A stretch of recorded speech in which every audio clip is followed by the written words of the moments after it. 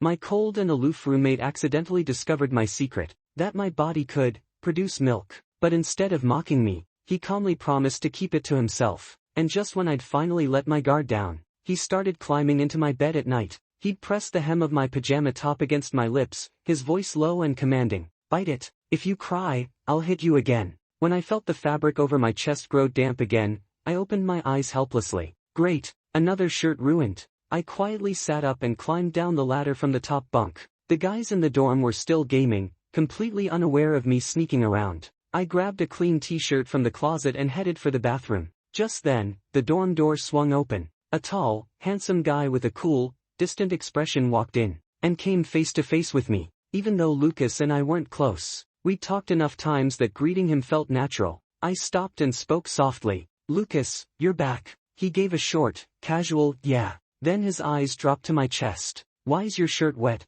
I fought the urge to cover myself and forced a sheepish smile. "I spilled some water." "Really?" He lifted his eyelids lazily, his eyes dark and steady. "Then why do I smell milk?" I forced a laugh. "Oh, I drank some earlier. Probably spilled it too. Anyway, Lucas, go get changed and rest. I'm gonna take a quick shower. It's really hot in here. I'll be out soon." Before he could respond, I escaped into the bathroom. He stayed quiet for a few seconds, then walked away. I pressed my lips together, turned to the mirror, and pulled off my damp shirt. The reflection staring back at me looked completely defeated. My chest was soaked. The air in the bathroom was laced with a faint milky scent. Embarrassed, I turned on the fan. My ears burned. My stomach tightened in frustration. I still didn't understand it. Why would a guy like me suddenly start producing milk? At first, I panicked, thinking it was some kind of fatal disease. I rushed to the hospital in a blind panic. The doctor just said it wasn't serious. Some mild overdevelopment of the glands. A few pills, some time, and I'd be fine, apparently. So I waited, helplessly. But half a month had passed. The condition wasn't getting better.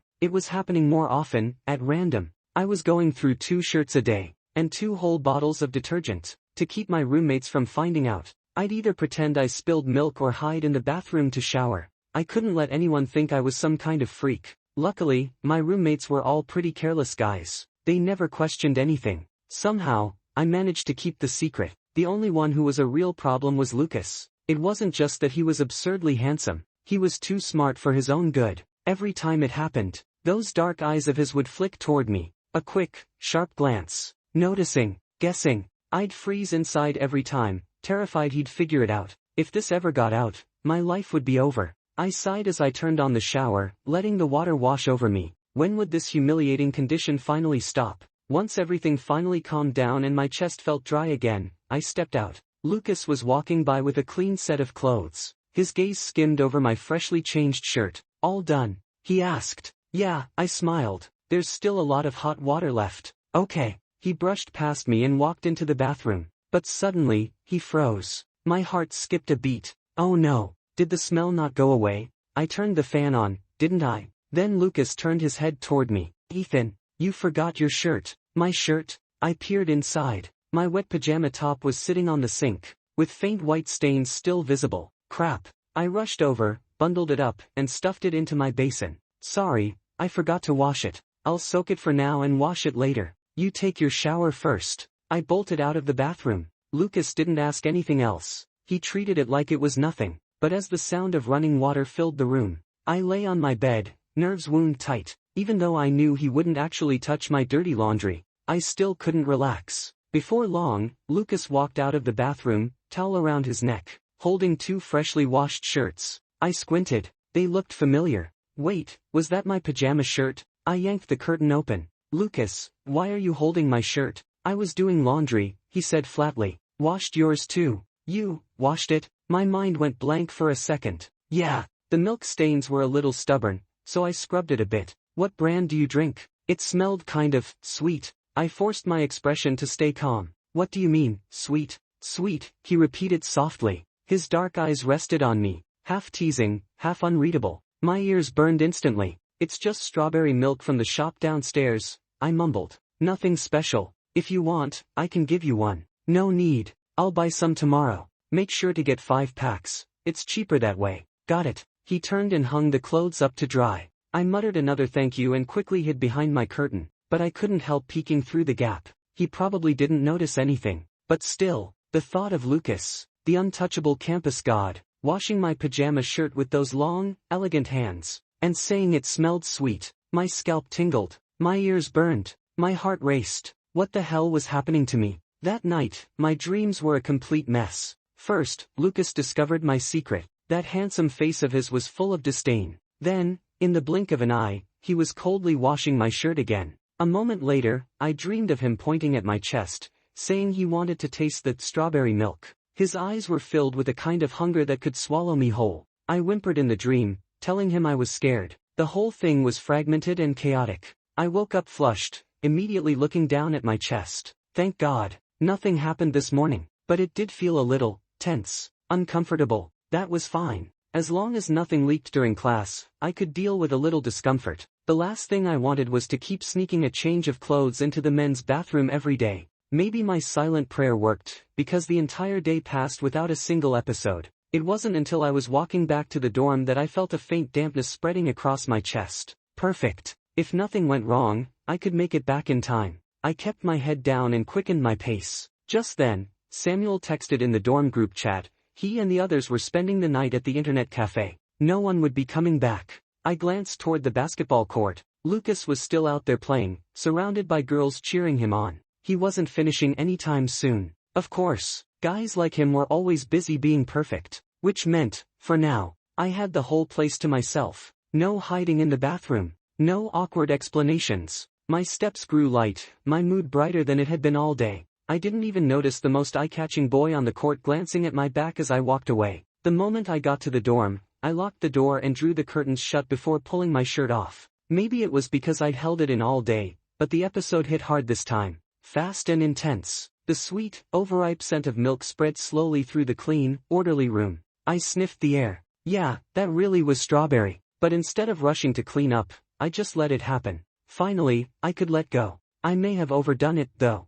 In no time, my stomach was slick with milk. When it felt like it was finally easing up, I flushed, grabbed some tissues, and started wiping. I'd gotten used to this routine by now, but even after so long, every time I dealt with it, my face would still heat up, my heart race, my breathing go shallow. It felt like doing something I wasn't supposed to. I was halfway through cleaning when I heard it, the sound of a key turning in the lock. Click, click, like death itself coming through the door. I froze. My blood turning cold. Someone was coming in. But how? Weren't they all supposed to be out? Panic shot through me. I lunged for my shirt, desperate to cover myself. But the moment my fingers brushed the fabric, the door swung open. He stood there, still slightly flushed from the game, that usual cool expression softened by a trace of lazy warmth. His eyes moved. Over the messy pile of tissues at my feet, over my pale face, over the way my throat bobbed nervously, and finally, they landed on my bare chest. There was still milk clinging there, something sticky and intimate that shouldn't be on a boy's body. Then Lucas spoke. Ethan,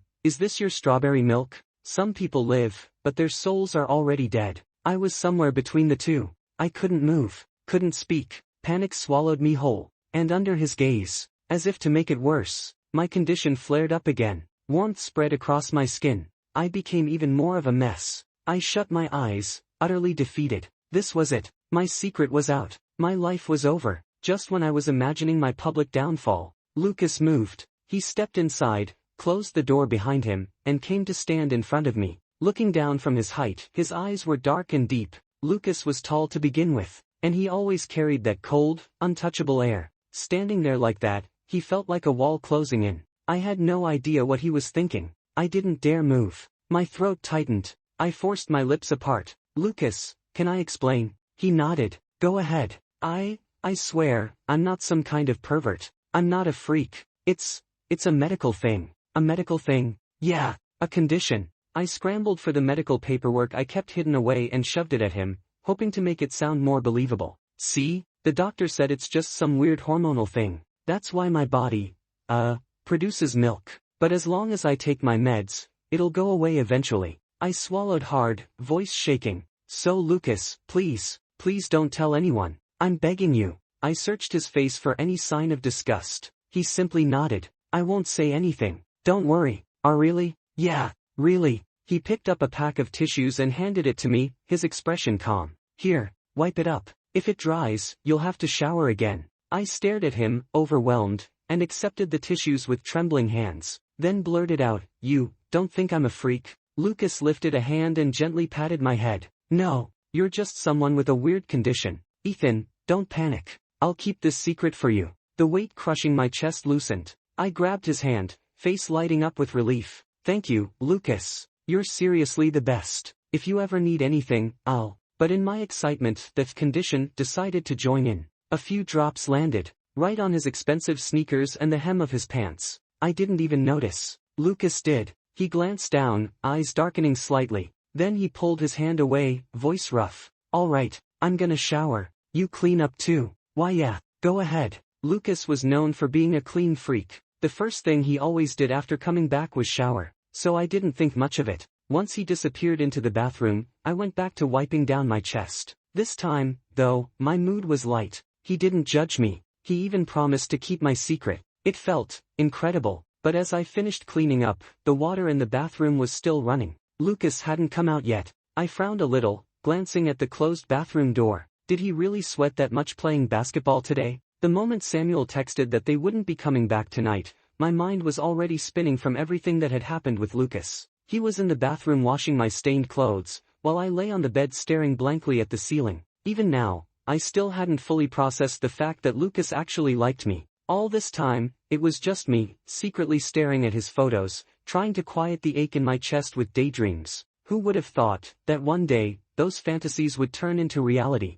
even more intense than anything I'd ever dared imagine? A sudden thought jolted through me. I fumbled for my phone. I had to delete those photos. Every stolen picture of Lucas I'd taken since freshman year. I knew him well enough by now to understand. If he ever found out about those photos, he'd know how hopelessly I'd liked him all along. And with the way he was, he'd probably tease me mercilessly about it. No, I couldn't let that happen. While he was still in the shower, I unlocked my phone, my fingers flying as if I were racing against time itself. And then, a hand landed on my shoulder. I froze. I didn't even hear him coming. Lucas's gaze fell to the glowing screen in my hand. He tilted his head slightly, a smile ghosting across his lips. "What are you up to?" My phone slipped from my grasp and hit the floor with a dull thud. He bent down, picked it up, and scrolled through the screen. Photo after photo of him, smiling, walking, unaware. I held my breath. "Lucas, wait, I can explain. This isn't what it looks like." Every nerve in me was on fire.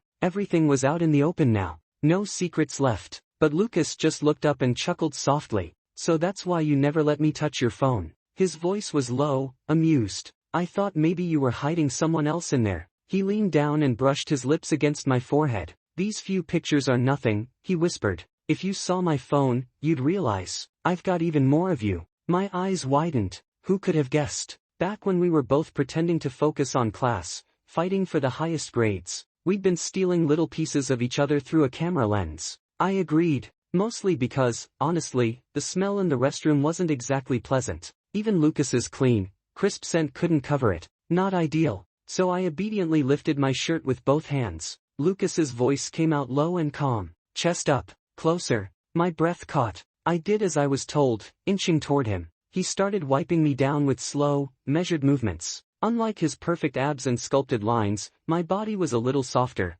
barely two faint traces of definition struggling to be seen. Still, some stubborn part of me straightened my back, like that would make me look less pathetic. Lucas, of course, didn't seem to care about any of that. His hands moved steadily, gently, a complete contrast to how roughly I usually dealt with myself. And his hands, God, his hands were unfair. Long fingers, strong joints, the faint blue of veins beneath warm skin. When even a tiny bit of liquid touched him, something about the sight felt charged. Dangerously so. Heat bloomed under my skin. My breath turned uneven, sweat beading at my hairline as I fought to keep my posture. Then his voice slid into the silence, smooth and casual. "Does it always happen this much?" I swallowed. "No, just today. It's a little worse than usual. Have you ever actually tasted it?" My ears went hot. "Oh, of course not. That'd be weird. I mean, it's basically just milk, right? Is it?" His tone held a teasing lilt. "Funny. I always thought it smelled like strawberries."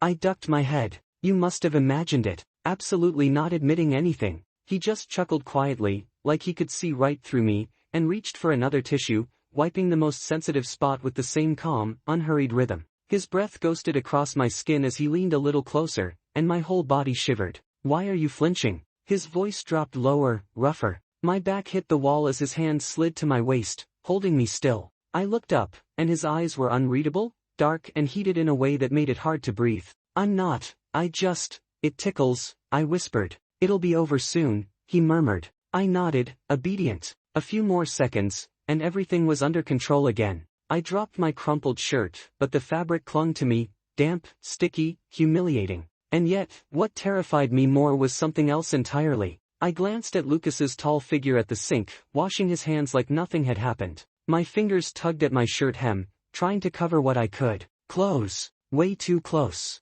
If he'd looked a little longer, he might have seen it. Yes, I liked him. Lucas, the cold, distant campus golden boy. The kind of guy everyone wanted. The kind of guy who made even straight guys turn their heads. And me, I was just some nobody who liked to look when no one was watching. I'd always kept it buried, never dared to show it, because Lucas's orientation was unclear. When guys confessed, he shut them down with that same cool, unreadable stare. When girls tried, he didn't seem interested either. But deep down, I knew, the chance of him liking a guy like me was close to zero. So I'd always been careful, quiet, content with being a friend, a roommate, a shadow. But this ridiculous, strange condition had pulled us closer than I'd ever dreamed. He wasn't disgusted. He'd helped me. And when he was wiping me down, standing so close I could hear his breathing, my heartbeat had slammed against my ribs so hard, I thought he'd hear it too. I'd barely kept myself from trembling, from giving away everything. If he knew the truth,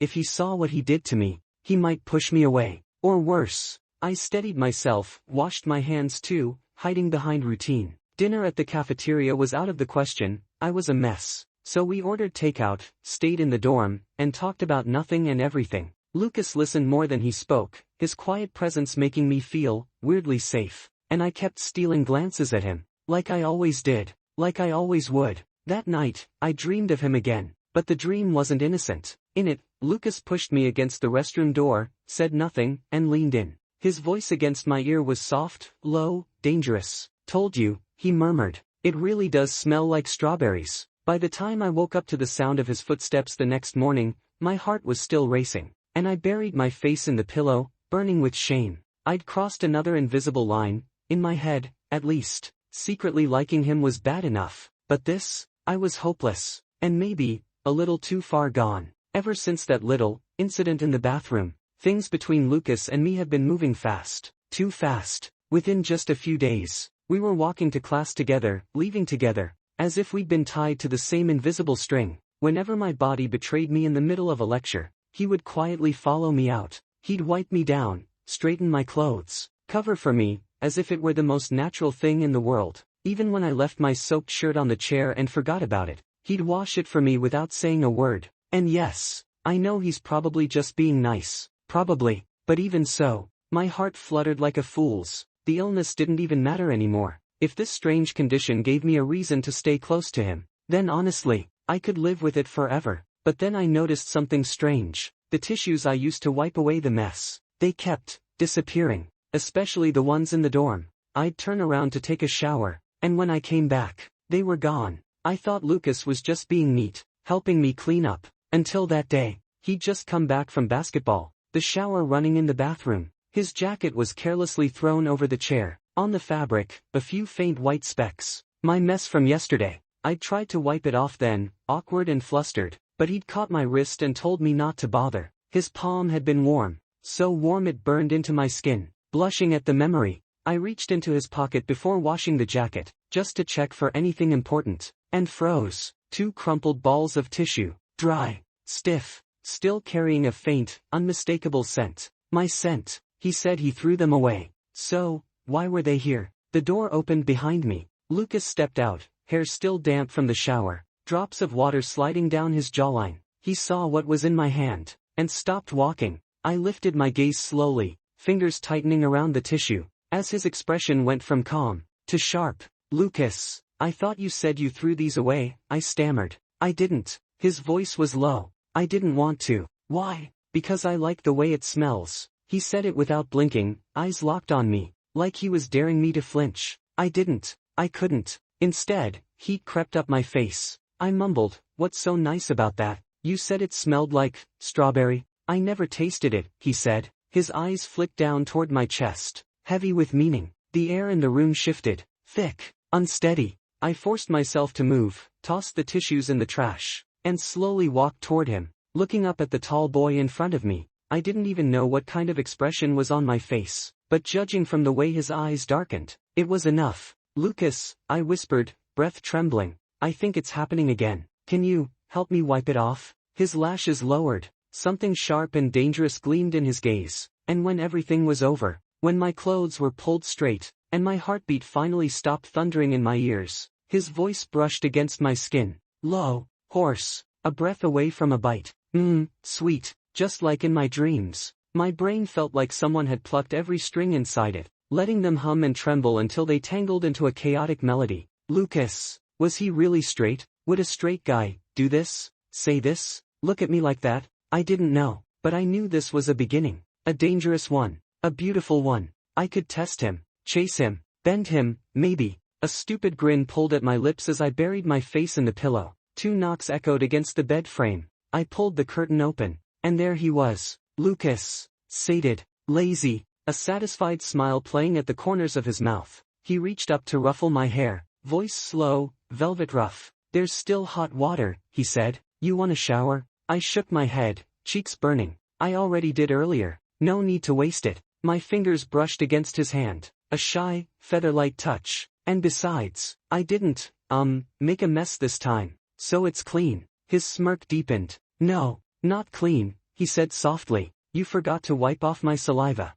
My heart exploded against my ribs. No straight guy would say that like that. At least, I didn't think so. By the time Samuel and the others returned to the dorm, I'd already showered again and curled up in bed, peeking through the gap in the curtain at Lucas. He was moving around casually, wiping something off his hands. As Samuel walked by, humming some off-key tune, he suddenly paused and frowned. "Lucas, why do you smell like milk?" "Drank a lot," Lucas replied coolly. My lashes fluttered. He really did drink a lot. Samuel wasn't done. "Man, last time I shared plain yogurt with you, you looked like you were about to puke. And now suddenly you like it." Lucas didn't even look up. "Depends on the person." "Depends on the what?" "Dude, it's milk. How does that depend on a person?" Samuel sniffed, his eyes narrowing a little. "Wait, it smells like strawberry. Don't tell me Ethan gave it to you." He wasn't wrong. Lucas gave a single, unbothered nod. Samuel let out a dramatic sigh. Well, guess you two are living the sweet life while we, the peasants, starve.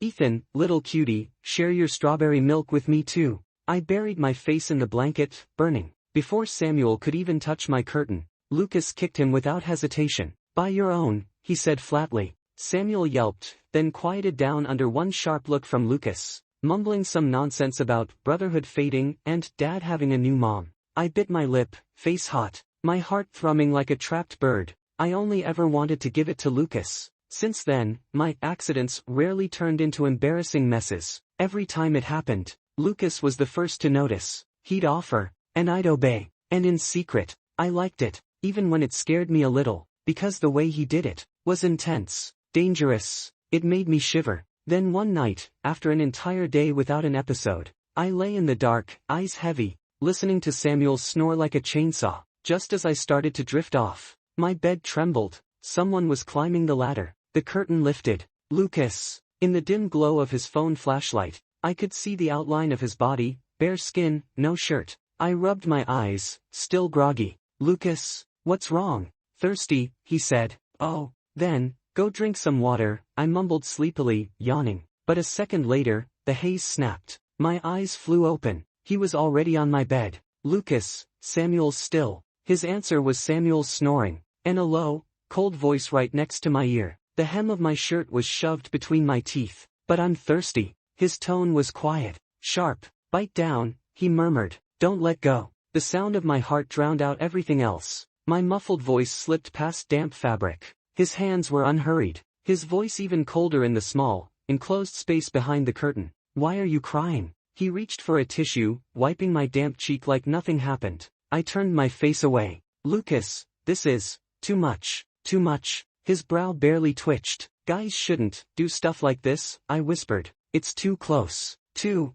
couple Y. And you're not even He cut me off with a calm, flat reply. I am. I blinked. What? I said I am. I like guys. The words didn't sink in right away. When they did, my brain short-circuited. You, like guys? My voice cracked a little too loud, and Samuel's snoring paused for half a beat. I lowered my voice again. But you turned down all those confessions before. I didn't like them, he said simply. I don't like just anyone. My heart ached and fluttered all at once. Bittersweet. Then, Lucas, if you're gay, aren't you afraid I'll get the wrong idea when you treat me like this every day? His lips curved faintly. What about you, Ethan? You let me do whatever I want. Aren't you afraid I'll get the wrong idea? Or, his gaze sharpened, do you actually want me to? I couldn't look away. In the dark, his eyes were lit with something raw, unhidden, almost burning. And I tipped forward, catching his hand, whispering, I want to. I like guys too. I just didn't say it before because I thought you might hate me for it.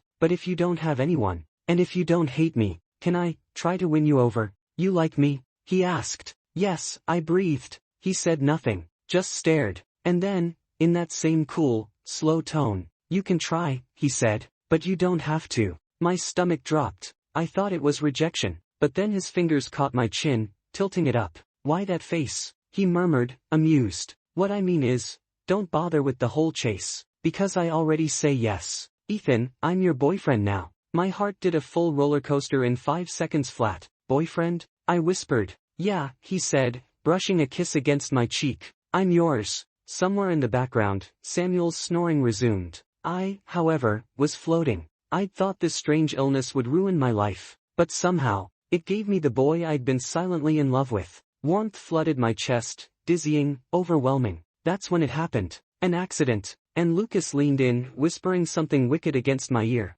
Soft, dark, dangerous. It made me burn. Later, after he climbed down to shower, I reached over and accidentally brushed his phone. We'd never looked at each other's screens before, but now, we were dating, so just a peek at the time wouldn't hurt. The lock screen lit up, and froze me cold. It was a photo of me, back in freshman year, fast asleep on my desk, face squished against my arm, soft and stupid. He'd taken it, and kept it, as his wallpaper. My heart thundered. He hadn't been caught. I hadn't won him over. Lucas had been waiting, baiting, watching me fall right into his hands. Lucas, this sly, infuriating, beautiful man.